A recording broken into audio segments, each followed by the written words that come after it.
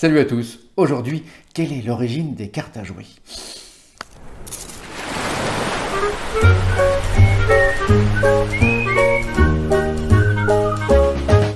Eh bien, la seule chose que l'on sache à propos des cartes à jouer, c'est que l'on ne sait pas. Mais ça, on le sait. Plus sérieusement, on a retrouvé des traces de cartes à jouer en Chine, vers l'an 500-600, avec des cartes en bois. Pour l'arrivée des cartes en Europe, on pense qu'elles dateraient du XIIIe ou XIVe siècle, par le biais des commerçants égyptiens qui seraient arrivés à Venise pour y faire du commerce et avec dans leur bateau, quelques cartes à jouer. À l'origine, les cartes sont peintes et dessinées à la main par le biais de la xylographie.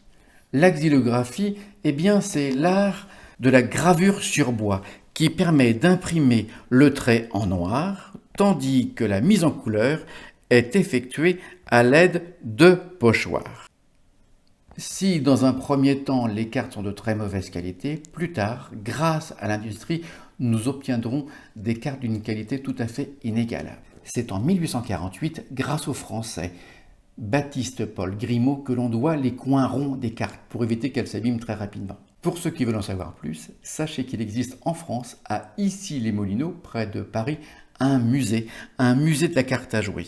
Il faut savoir que jusqu'au 19e siècle, le papier était rare et les cartes à jouer ont servi à des tas de choses étonnantes. Au dos des cartes, on y inscrivait des lettres de change, des promesses de dette, mais aussi on y annonçait des mariages. On a retrouvé ainsi des petites notes de Napoléon, de Rousseau, de Molière sur le dos des cartes à jouer.